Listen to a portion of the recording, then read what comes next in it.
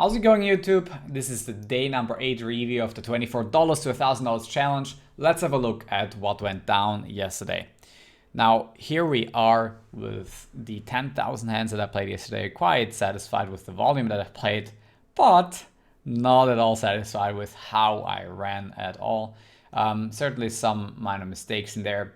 However, what happened at no limit 2 cents, 5 cents yesterday was pretty ridiculous. So I switched to just playing Hold'em at some point and just got wrecked by variance for the most part. I'm gonna just replay the bigger hands at first so you get an idea of just how the big pots went down. Played also much tighter than a lot of the players, I think. Actually not that tight. I went 24-18 over 24k hands. Here this hand I'm not 100% happy with because I bet big on a flop and get check raise, so this is often going to be a set. And you know, whenever I hit this sort of cooler run outs and make 2 pair, I just get stacked, so not too happy with that hand. Just rather take like a street out and play it as a bluff catcher from the beginning instead of just bloating the pot for their value hands, because it's really easy for them to bloat it. Here, quiet, insane cooler. This is, I guess a call, and he has one of the 2 better holdings on the button. And sure, I mean, he jams more than 100 big blinds, but I mean, I don't see myself ever folding queens here for this many blinds.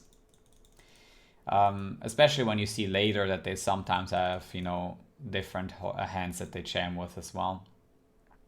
Here, I mean, pretty lucky one. I make the flush on a turn, stack 10s. Here I get the good old kings versus aces, which somehow never is the other way around since I started playing the challenge. I think I only had it once. Bet with a flush draw, and then unfortunately I'm committed here for $3 more. I have to make the call. I have almost equity against the top of his range, which he's at. He only has one better hand, and that's pocket eights. And yeah, I wish he had like jacks or 10s because that would give me 3 more outs and would make the hand not look so bad when I get it in.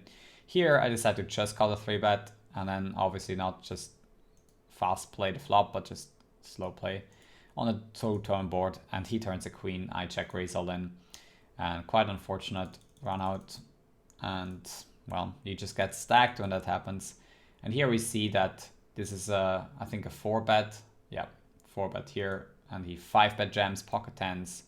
So, you can see that they not always have aces or kings, so queens is always a call. We win 100 big blinds. So here we call with a backdoor draw and the gutter, and we get there. Very lucky. Nice one. Unfortunately, very rare yesterday. Kings versus queen jack, and this is also way too rare from yesterday. Usually I expect this to happen every 500 hands or so, that you make an overpair, a random fish makes top pair, and you get a clean run out. I think once every 500 hands is not too much to ask on micros. And unfortunately, this happened only once yesterday in 5,000 hands. So this is also one of the reasons why I lost so much and didn't win anything back. I think, yeah, 1 in 500 hands is quite realistic. Now these setups are nice, of course, sometimes also the other way around. Of course, she never aces versus king specifically, but yeah, at least aces versus queens once yesterday. And then we have 2 more hands, and that I want to show you guys. First off is, where someone goes really fancy and makes a mean 3-bet, which is very fishy to win with. I had like 20 hands at this point on him, and then he goes for a check on the flop and a min raise. And he bets, and he bets. I've seen a lot of people do that with like ace jack, ace 10 and stuff like that. And on the river, I really have a decision. On the turn, I don't, because I have a gut shot and a forced draw. And unfortunately, he does have it here. I'm obviously not always calling against this line and always thinking, what fish could think here and what he could do it with. But I think that they're bluffing 33% or more most of the time. Yeah, mostly the value hands are going to be queens and jacks. Kings and aces, I think they're mostly betting, but I could be wrong as well. So yeah, this could be a fold on the river depending on what I think of him and if I have more reads.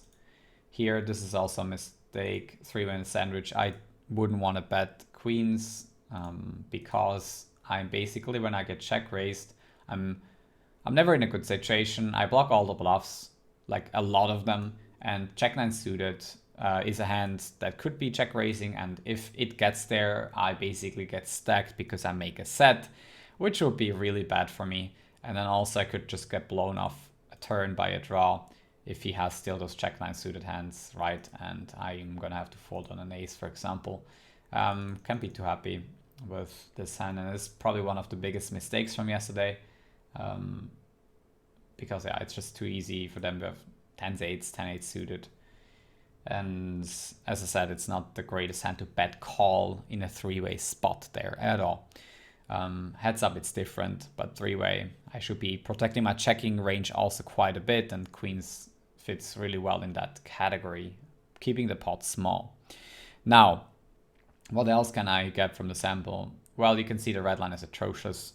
Why is that? Well, I just had a look at the value hands, and there are just not too many. I think usually you get, just this red line back with a very, very strong blue line. But as I said, instead of 1 in 500 getting stacks in against the poor play, I only had it once with an overpair against sub-pair top kicker.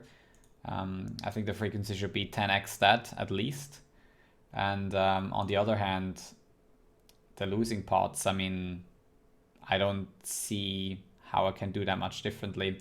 What I had a look at is the reports, what went down in these 10k hands, maybe also a little bit before that, and had a look at, the different holdings. And I found out that I was actually losing a bunch with suited aces that were 3-bet before the flop.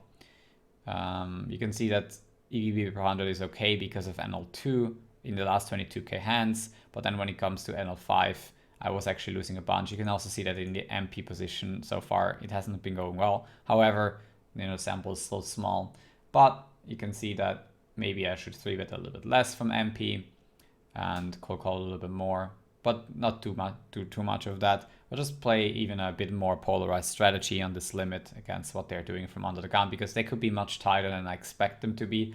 And then I definitely have to play a tight range and be a little bit careful with what I'm playing in the MP position. So gonna look out for the MP, and doing really well on the button.